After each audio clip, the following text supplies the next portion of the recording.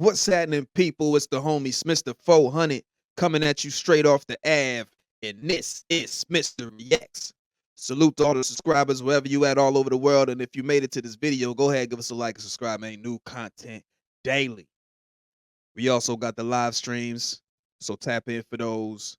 And if you want to make any donations to the channel, Cash App's down below. So check it, man. The homie Ed Lover is on the Art of Dialogue. He's speaking on how he feel like Suge Knight is the reason for Tupac changing and Tupac's, crazy actions and this, that, and the third. So without further ado, bro, shout out Art of Dialogue. Shout out the homie Ed Lover. You know what I'm saying?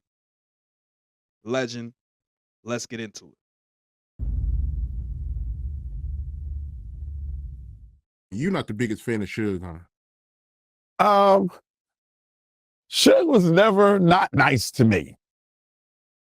I didn't like some of his ways, but personally, he was never not nice to me. Never. Even when I was living in LA, and my boy Tadao was doing leakware, and I just had to go up to Death Row offices sometime and meet with them. Holidays, my homegirl Toy Crawford was cool, really cool with Suge. And I remember one time we was on Suge's yacht. I think it was Labor Day. He was always nice to me. Always. Some of his ways and business practices and the shit that they was doing, I wasn't down with that shit. But he was always nice to me. I don't have nothing personal against Suge. Suge was funny in his own ways too. I forgot the interview, but I do recall you making a comment saying that Suge, he was a bad influence on Pac. Oh, I think he put the battery in Pac back. Hell fucking yeah.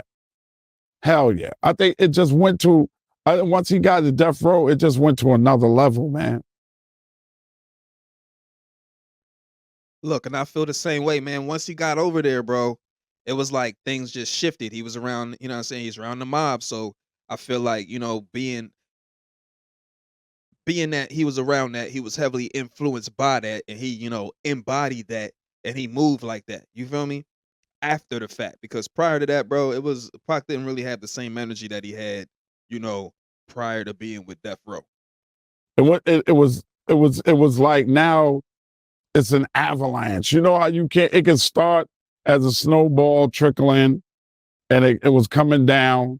But once he got on Death Row, that became a bigger snowball, then a bigger snowball, and then now it's unstoppable. It's going to wreck the village below, and there's nothing you can do to stop that shit. It was just so much out of control. Media was involved in it. Everybody was involved in it, and it was no way to stop that shit. There was no way to stop it. It was just out of control, bro. Suge was on top of the world, man. Suge had a $150 million company, bro. They had the Chronic out. They had Doggy Style out. They had #1 albums, bro. The revenue was coming in from all sides. The Dog Pound, Lady of Rage, Jewels. They was rolling, bro. They was rolling. And you can't tell me nobody that's ever been rolling like that didn't have a certain swagger and an attitude that came along with it. He was rolling, man. At one point, Death Row, we had Dre, Nick. At one point, the Death Row was the West Coast, right? Am I right? Totally correct, bro. Excuse me, totally correct. Like Death Row is, so legendary and such a big, integral part of West Coast hip hop history, bro. And look, Suge was the head of that ship. You feel what I'm saying? Suge was the head of that ship.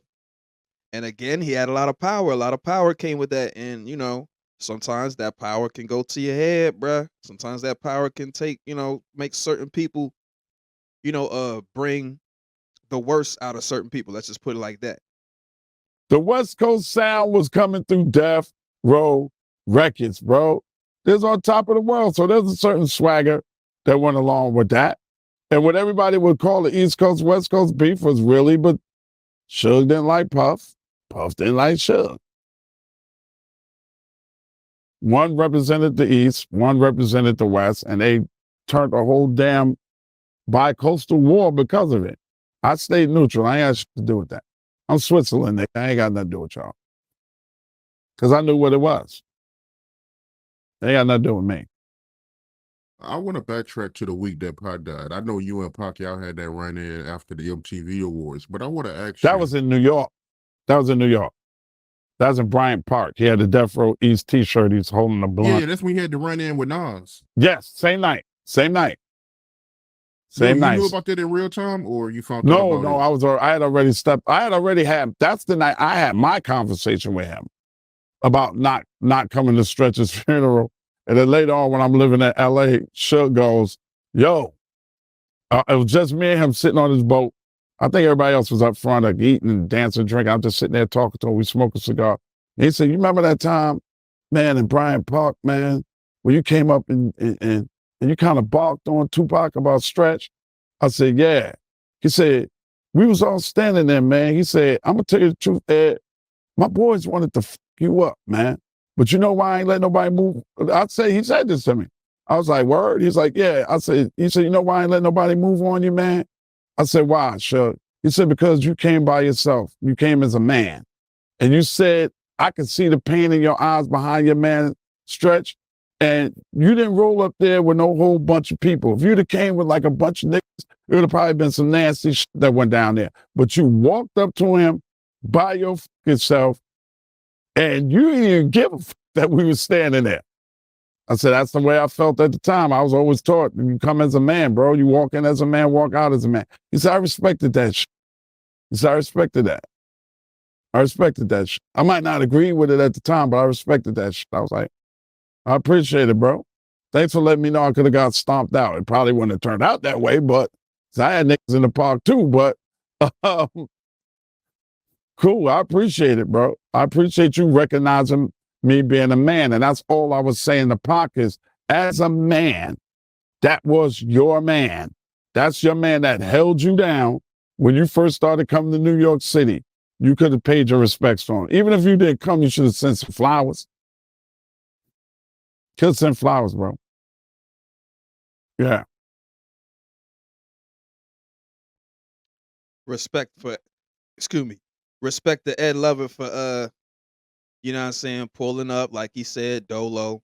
I mean, it's his home turf, so of course he gonna have people that's around. You feel what I'm saying? He ain't just gonna be, because people gonna know him in the park. But I mean, if I'm correct, bro, I heard that it's allegedly that there was X amount of them boys running with Pac and Suge. Like they had people from NY too. Like so, it would have definitely been crazy, But look, like he said, and I could hear Suge saying everything that he said too. But when you show up as a man, bro, people gonna respect you a little more. You feel what I'm saying? In most cases, now there are the grimy type that will pack some ish out. I don't really be respecting that type of action. You feel what I'm saying? But it does happen. But like he said, cooler heads prevailed. You feel me? So shout out to that. But as far as Pac changing, yes, that's pretty clear. I mean, he was already like a wild one, but once he got around the right type of, or the wrong type of people to put the extra batteries in his back. You know what I'm saying? Because he already was a wild one, but once he had that mob, figuratively and literally, um, it was a wrap, bro. It was a wrap. It was like steamrolling, like like the homie Ed Lover was saying. It was like that just made things extra worse. It definitely did. But dope music was made in them time periods. You know what I'm saying? In that time period, we got some legendary ish. Wish we wouldn't have lost such a an integral part of the game. But sometimes those I don't know, man. Rest in peace, Tupac, man.